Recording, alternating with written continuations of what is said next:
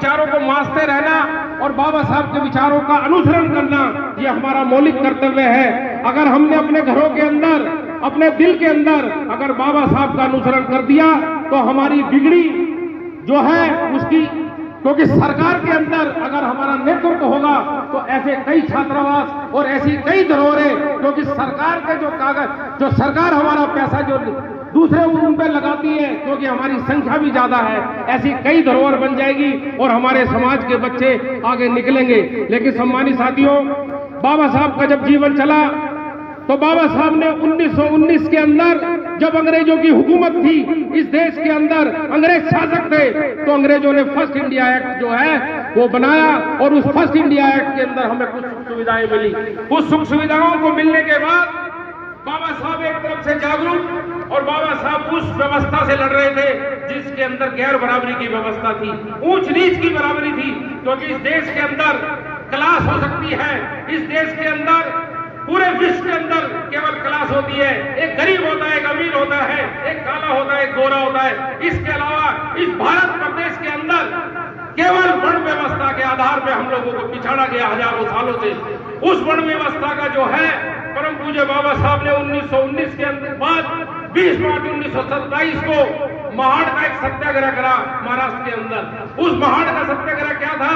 एक सरकारी तालाब था जिसके अंदर गाय, भैंस, जानवर, कुत्ता, बिल्ली पानी पी सकता था, लेकिन इस देश का दलित जो है वहां से पानी नहीं पी सकता था।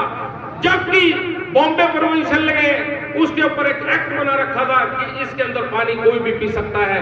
आज इन चीजों से हम वंचित हैं, आज हमारे साथ ऐसा नहीं होता। साथ ही साथ उन्होंने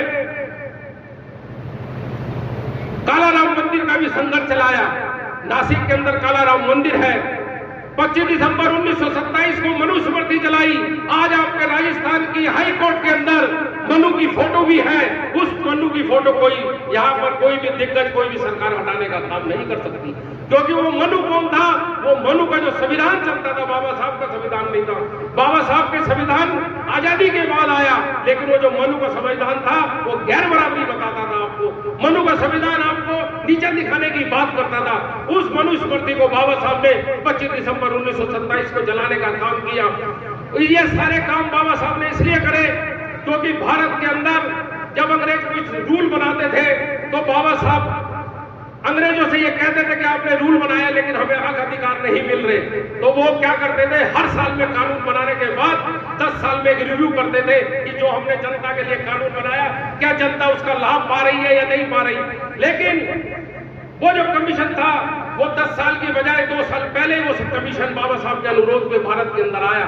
उसने हमारी दुर्दशा को देखा और दुर्दशा देखने के बाद साइमन कमीशन ने वहां पर अपनी रिपोर्ट लंदन के अंदर पेश करी और उस लंदन की रिपोर्ट के अंदर हमारा सीना गर्व से जोड़ा होना चाहिए कि बाबा साहब को उसके अंदर आमंत्रित हुआ।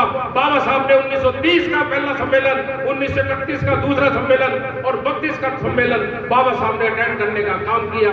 लेकिन एक बड़े दुख की बात है कि बाबा साहब की जो सबसे प्यारी औलाद थी, जो बाबा साहब का सबसे बड़ा बच्चा था, उस कॉन्फ्रेंस के अंदर बाबा साहब का बच्चा कफन के पैसे के लिए मर गया।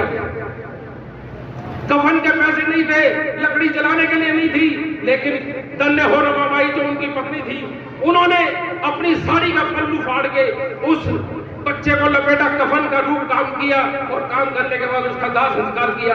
तो बाबा साहब को उन्होंने कहा कि बाबा साहब आप उस कॉन्फ्रेंस में जा रहे हो, तो बाबा साहब ने एक ही बात कही कि मैं उस कॉन्फ्रेंस में इसलिए जा रहा हूं, अगर मैं इस बच्चे के लिए रुका, इसकी दवाई के पैसे का इंतजाम करा, जो कि दवाई के अभाव के अंदर मर गया, तो उनको ये लगा कि भाई मैं अगर ऐसा करूंगा तो मेरा ये समाज बैठा हुआ है या ये मेरा समाज आज पृथ्वीराज इस मंच से बोल रहा है, शायद ये इस मंच से नहीं बोल पाएगा। तो धन्य हो बाबा साहब, उनका अनुसरण करने के लिए हमें बाबा साहब का अनुयायी बनना चाहिए। बाबा साहब ने आपको डबल वोटिंग राइट लेके दिया 1930, 31, 32 के अंदर। इस देश के अंदर ब्रिटेन एडल्ट फ्रेंचाइज व्यस्त मताधिकार जो आज हम वोट देकर अपनी सरकार चुनते हैं, उस सरकार को चुनने के लिए हमें वोट का अधिकार नहीं मिलता, क्योंकि हमारे पूर्वजों के बाद 3 कंडीशन थी कि जो उस समय पे ग्रेजुएट हो, जो 40-50 बीघा जमीन देता हो, जिसके पास हो, और जो लगान देता हो, कर देता हो, यानी कि इनकम टैक्स देता हो, ये 3 कंडीशन जो फुलफिल करेगा उसको इस देश के अंदर वोट डालने का अधिकार होगा। धन्य हो बाबा साहब जिन्होंने आपको वोट का अधिकार दे दिया, आपकी बिगड़ी बनाने के लिए दे दिया। एक रानी के बेटे का भी जो वोट का अधिकार है, वो रानी का बेटा भी कभी एक गिना जाएगा, इस राजा के बेटे का भी एक गिना जाएगा, इस देश के अंदर गरीब मजलूम का भी वोट एक गिना जाएगा। सम्मानित साथियों, उसके साथ साथ वो लड़ाई बाबा साहब हार गए, क्योंकि हमारा समाज सोया हुआ था, उन लोगों का समाज जागा हुआ था, क्योंकि उन लोगों ने हमारे डबल वोटिंग राइट का हनन कर दिया। उसके बाबा साहब फिर भी चुप नहीं हुए। बाबा साहब ने अंग्रेजों से कहा कि इस देश के अंदर मुस्लिम लीग अलग मांग कर रही है देश के बंटवारे की। बाबा साहब देशद्रोही नहीं थे। बाबा साहब ने कहा इस देश के अंदर मुझे सेपरेट सेटलमेंट दे दो, मुझे इस देश के अंदर 30-40 बीघा जो 3-4 स्टेट दे दो, जैसे राजस्थान दे दो, मध्य प्रदेश दे दो, उसके अंदर हमारे रिप्रेजेंटेटिव चुन के आते, हम जमीनों के मालिक होते उस सेपरेट सेटलमेंट में। अंग्रेजों ने कहा कि हम बाबा साहब आपको 20 साल के अंदर अगर हम यहाँ रुके तो हम आपको 25 के बाद बाबा साहब की बात हुई तो उन्होंने कहा कि हम आपको दे देंगे। लेकिन इस देश का दुर्भाग्य रहा, अंग्रेज यहाँ से चले गए और अंग्रेज जाने के बाद हमारा सेपरेट सेटलमेंट जो था वो रुक गया। उस सेपरेट सेटलमेंट के अंदर हमारे पास स्कूल होते, हमारे पास कॉलेज होते, हमारे पास अस्पताल होते, हमारे नेता पार्लियामेंट के अंदर जाते और पार्लियामेंट में जाने के बाद अपनी बात मनवाते और हमेशा सरकार के अंदर इस दलित समाज की सरकार रहती। लेकिन वो हार गए। उसके बाद बाबा साहब को एक मौका मिला संविधान लिखने का। संविधान आसानी से नहीं लिखने दे रहे थे। ये सम्मानित साथियों मैं इसलिए बता रहा हूँ, आज एक मौका मिला है इस धरोहर के अंदर, इस राजस्थान के अंदर, क्योंकि इस राजस्थान के अंदर हमारे पूर्वजों का जन्म है और मैं भी इस राजस्थान से बिलोंग करता हूँ, तो मेरी इस धरती को भी नमन करता हूँ। बाबा साहब को एक IAS थे BN राव, मोहनपुरिया जी जानते होंगे। उन BN राव ने बाबा साहब का नाम रिकमेंड किया। अंग्रेजों ने कहा हम तुम्हें सत्ता ट्रांसफर नहीं करेंगे जब तक तुम्हारा संविधान कोई नहीं लिखेगा। तो बाबा साहब को जब संविधान लिखने की बारी आई तो इस देश का बंटवारा हुआ। बाबा साहब जो है वेस्ट बंगाल के अंदर वो जगह है जैसोर, खुल्ला, पड़ीसाल और फरीदपुर, बाबा साहब वहां पर चंडाल जाति के लोग रहते हैं। जबकि बाबा साहब का जन्म महाराष्ट्र के अंदर हुआ, महाराष्ट्र के लोगों ने साथ नहीं दिया। बाबा साहब को चंडाल जाति के 62% लोग और मुस्लिम लोगों ने बाबा साहब को संविधान सभा में भेजने का काम किया। लेकिन उस दौरान जो यहाँ की व्यवस्था थी, जो यहाँ का सिस्टम था, उन्होंने ये कहा बंटवारे में जिस जगह पे 60% से ज्यादा हिंदू रहेंगे वो भारत के अंदर रहेगी, जिसमें 60% से ज्यादा मुसलमान है वो पाकिस्तान में जाएंगे। लेकिन वो जो चंडाल जाति के लोग 62% थे वो हिंदू थे और उन लोगों को वहां पर भेजने का काम किया। वो चारों जिले पाकिस्तान के अंदर काट दिए। सम्मानित साथियों, इसके बाद बाबा साहब ने, क्योंकि मैं 2 मिनट और लूंगा, बाबा साहब को संविधान लिखने का मौका मिला। बाबा साहब के साथ जो टीम थी उसमें जब कुछ लोग मर गए, कुछ लोगों ने साथ नहीं दिया, उस आदमी ने अपना जीवन लगा के बोला मेरा अब जीवन नहीं है, मैं इसको संविधान को कैसे न कैसे लिख के आप लोगों के बीच में दे दूं। वो बाइबल हमारी ऐसी है, वो हमारा ऐसा ग्रंथ है, आज हम जो मान सम्मान का जीवन जी रहे हैं वो बाबा साहब के संविधान के कारण जी रहे हैं। अगर बाबा साहब का संविधान नहीं होता हम मान और सम्मान के जीवन नहीं जी पाते। इसलिए सम्मानित साथियों, उसके अंदर वहां पर जब बाबा साहब को मौका मिला तो संविधान लिखने का मौका मिला। फिर बाबा साहब को क्या किया, क्योंकि एक कंडीशन होती है, संविधान सभा के अंदर आपको पहुंचना होगा। संविधान सभा के अंदर बाबा साहब को जो है भंडारे की सीट खाली करा के पहुंचाया गया संविधान सभा की। तो ये सारी चीजें करने के बाद बाबा साहब को संविधान लिखा। संविधान लिखने के बाद बाबा साहब कानून मंत्री होने के बाद पहले लॉ मिनिस्टर बने।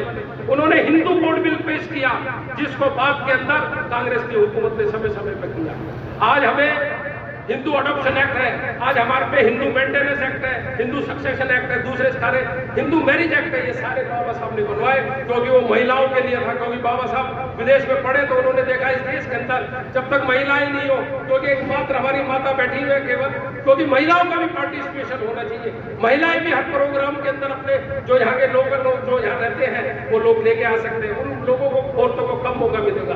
तो बाबा साहब ने उन महिलाओं को अधिकार देने का काम किया। तो इसीलिए जब उनकी बात नहीं मानी गई तो उन्होंने अपना लॉ मिनिस्टर से वो जो है रेजिग्नेशन दे दिया।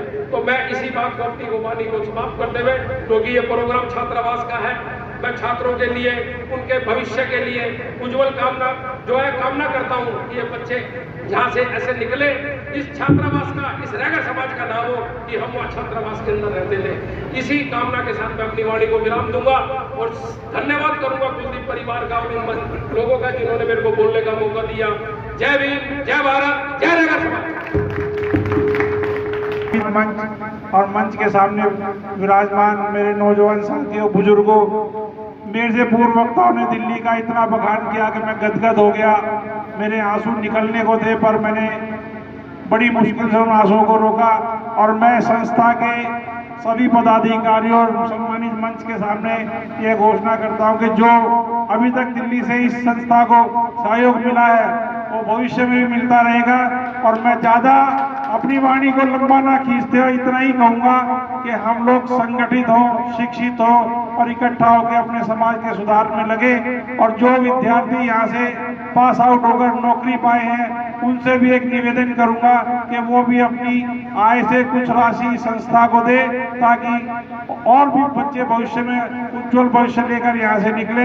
इसी बात पे मैं अपनी वाणी को विराम देता हूँ क्योंकि कार्यक्रम बहुत लंबा हो गया और वक्ताओं ने बहुत समय ले लिया और जब भी कहीं मेरी बारी आती है तो मुझे संक्षिप्त में बोलने का समय मिलता है और मैं इतना कह के आप लोगों का धन्यवाद करता हूँ। जय भीम, जय भारत।